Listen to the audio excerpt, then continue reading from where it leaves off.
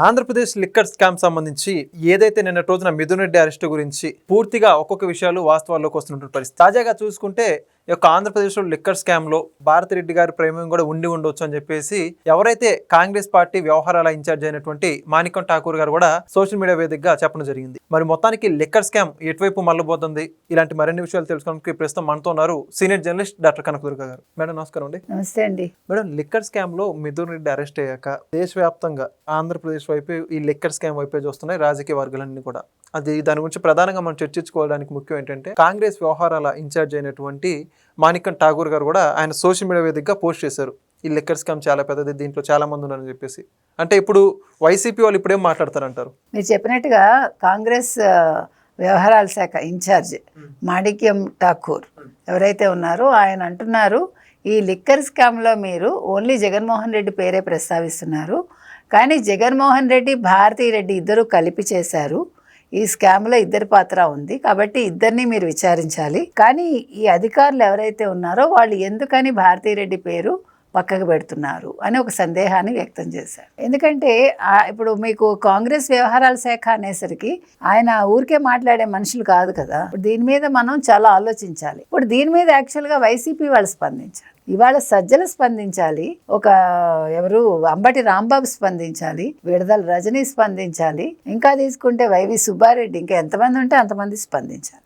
Because ఏ కాంగ్రెస్ నుంచి అయితే రాజశేఖర రెడ్డి వచ్చారో ఆ రాజశేఖర రెడ్డి కొడుకు ఈ జగన్మోహన్ రెడ్డి. కాబట్టి వాళ్ళు ఊరికనే వాళ్ళు ఏమి నిరాధారంగా వాళ్ళు ఏమీ మాట్లాడే అవకాశం అయితే లేదు.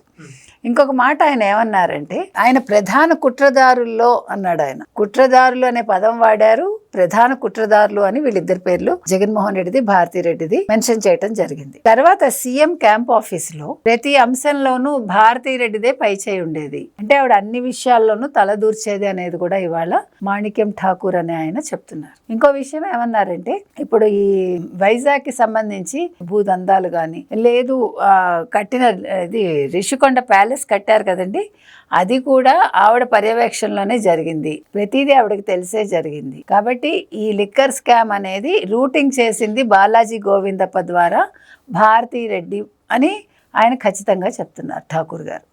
కాబట్టి అంటే నేను ఇంతకుముందు కూడా చెప్పాను, భారతీరెడ్డిని కూడా విచారించాలండి. ఎప్పుడైతే బాలాజీ గోవిందప్ప పేరు వచ్చిందో ఆ రోజే మనం మాట్లాడుకున్నాం. కాబట్టి బాలాజీ గోవిందప్ప అనే వ్యక్తి, అక్కడ విజయసాయిరెడ్డి అనే వ్యక్తి ఆ పాలసీ మేకింగ్లో ఉన్నారు. అయితే ఈ రూటింగ్లో కావచ్చు, ఈ మనీ మొత్తం పంపిణీ వ్యవహారాల్లో మిథున్ రెడ్డికి చేదోడు వాదోడుగా ఉన్నది, లేకపోతే రాజ్ కసిరెడ్డికి మిథున్ రెడ్డికి ఇద్దరికి కూడా బాలాజీ గోవిందప్పేనా. ప్రతి నెల మీకు 60 కోట్లు మీకు తాడేపల్లికి వెళ్ళినప్పుడు ఆ డబ్బుని ఎవరు తీసుకున్నారు, అది జగన్మోహన్ రెడ్డికి వెళ్ళిందా భారతీరెడ్డికి వెళ్ళిందా, అది చాలా ఇంపార్టెంట్. అంటే భారతీరెడ్డి చేతికి వెళ్ళాక జగన్మోహన్ రెడ్డి భారతీరెడ్డి దాన్ని ఏం చేశారు అనేది విచారించాలా, ఇది ఒక పెద్ద విషయం అండి. అంటే ఇవాళ ఏది చూసుకున్నా కూడా అన్ని భారతీరెడ్డి దగ్గర ఆగుతున్నాయి. తర్వాత మీకు గతంలో మీకు వివేకానంద రెడ్డి హత్య జరిగినప్పుడు ఆ న్యూస్ మొట్టమొదట భారతీరెడ్డికే వెళ్ళింది. భారతీరెడ్డి కింద మీటింగ్ లో ఉన్న జగన్మోహన్ రెడ్డిని పిలిపించి పైకి ఆవిడ చెప్పడం జరిగింది. అంటే అక్కడ వివేకానంద రెడ్డి హత్యకి సంబంధించి మొత్తం వ్యవహారంలో భారతీరెడ్డి పాత్ర ఏంటి, ఇక్కడ ఈ మద్యం కుంభకోణంలో భారతీరెడ్డి పాత్ర ఏంటి, ఓవరాల్గా జరిగిన అన్ని కుంభకోణాల్లో భారతీరెడ్డి ప్రమేయం ఎంత ఉంది అనేది తెలుసుకోవాలనేది ఇండైరెక్ట్గా ఇవాళ మాణిక్యం ఠాకూర్ చెప్తున్న మాట. ఓకే, మరి అయితే ఒక పక్క ఇన్ని ఆధారాలు ఇంతమంది వ్యక్తులు మాట్లాడుతున్నప్పుడు కూడా ఇది మొత్తం ఊహాజనితమైన కేసు, పాత్రలన్నీ సృష్టించి వాళ్ళందరినీ కూడా అరెస్టులు చేస్తున్నారని చెప్పేసి వైఎస్ఆర్సీపీ ప్రధాన నాయకులు అందరూ కూడా అంటారు. దాని గురించి ఏమంటారు? ఏమండి, ఎవడైనా నేను దొంగతనం చేశాను ఒప్పుకుంటాడా, ఓ 4 పీకితే ఒప్పుకుంటాడు. అలాగా ఇవాళ సిట్ వాళ్ళు ఏడాది కాలంలో వాళ్ళు ఇంత ప్రోగ్రెస్ చూపిస్తున్నారు అంటే first we have to appreciate SIT. ఎందుకంటే ఇది చిన్న విషయం కాదు అసలు. మీరు జస్ట్ ఊహించండి, ఇన్ని రకాలుగా ఈ నెట్వర్క్ విస్తరించి ఒక చెట్టు వేళ్ళు చూడండి, మీకు మర్రి చెట్టు వేళ్ళు ఎక్కడికి వెళ్తాయి, ఒక కొబ్బరి చెట్టు వేళ్ళు ఎంత దూరం వెళ్తాయి మనకి. ఆ రకంగా ఈ లిక్కర్ స్కామ్ అనేది వాళ్ళ వేళ్ళు అనుకుని, సో ఆ ఫలాలన్నీ కూడా ఆ వచ్చిన ఆ అక్రమంగా వచ్చిన ఆ డబ్బు వీళ్ళందరూ ఎలా పంచుకున్నారు, ఎక్కడి నుంచి రూటింగ్, అసలు తెలంగాణ నుంచి ఆంధ్రాకి వెళ్ళటం ఏంటి, ఆంధ్రా నుంచి దుబాయ్కి వెళ్ళటం ఏంటి, తెలంగాణలో ఇక్కడ అసలు ఏ పార్టీకి సంబంధం ఉంది ఆంధ్రాతోటి, ఆంధ్రాలో ఏ పార్టీకి తెలంగాణతో సంబంధం ఉంది, ఇవన్నీ బయటికి రావాలి. ఆ డబ్బు ఎక్కడికి వెళ్ళింది? అసలు ఐఐటి వాళ్ళు పనిచేయడం ఏంటి, ఐఏఎంలు పనిచేయడం ఏంటి, వాళ్ళు ఈ లిక్కర్ సొమ్ము కోసం వాళ్ళ జీవితాలు పణంగా పెట్టడం ఏంటి? అంటే అసలు ఈ నెట్వర్క్లో ఎంతమంది ఇన్వాల్వ్ అయి ఉన్నారు, ఎన్ని వేల మంది, వీళ్ళకి జీతాలు ఎలా ఇచ్చారు? ఇప్పుడు మీరు ఐప్యాక్లో 300 మంది పనిచేస్తే ఊరికే అందాజా మనం చెప్తున్నాం. ఈ లిక్కర్ స్కామ్లో మీకు ఇప్పుడు ఓన్లీ ముడుపులే 3600 కోట్లు అంటే, సో 3600 కోట్లు మీకు ప్రతిరోజు మీకు యావరేజ్న అన్ యావరేజ్ ఎన్ని కోట్లు వచ్చి ఉంటుందో మనకు తెలియదు.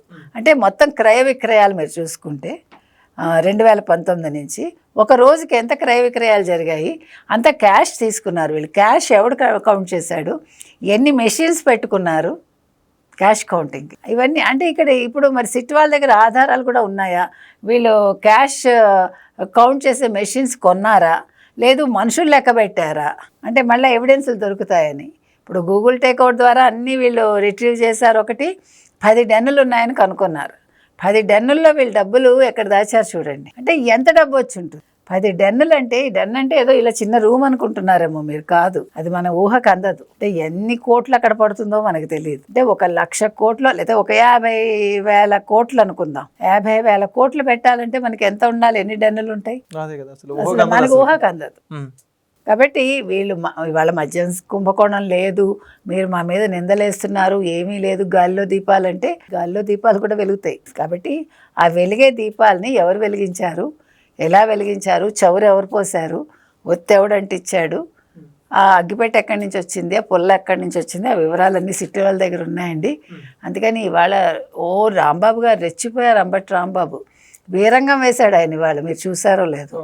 కాబట్టి ఆయన గిర్రని తిరిగితే 3 ఏళ్ళు అయిపోతాయి, వీళ్ళు 4 ఏళ్ళు అనే మాట ఉచ్చరించట్లే. ఇంకా ఇది 13వ నెల, ఆ విషయం గుర్తు రావట్లే వాళ్ళకి. కాబట్టి 4 ఏళ్ళు గిర్రని తిరగాలండి. ఈ 4 ఏళ్లలో మీరు అందరు గిర్రని తిరిగి ఎంతమంది ఎన్ని జైళ్ళకి వెళ్తారో చూద్దాం. మొత్తం మీద మద్యం కుంభకోణం అయితే ఖచ్చితంగా జరిగింది. ఇందులో సూత్రధారులు, పాత్రధారులు భారతీరెడ్డి, జగన్మోహన్ రెడ్డి అయినా ఇంకెవరైనా ఉన్నారా? ఆ నెక్స్ట్ వాళ్ళు ఎవరు, ఇవన్నీ బయటకు వస్తాయి. వచ్చాక అప్పుడు ఈయన గిర్రని తిరుగుతాడా, అప్పుడు అంబటి రాంబాబు గారు వీరంగాలు వేస్తాడా, లేదు పాప నోరు మూసుకుని ఉంటారు, అప్పుడు చూద్దాం. Thank you. Please subscribe to Leo News for more videos.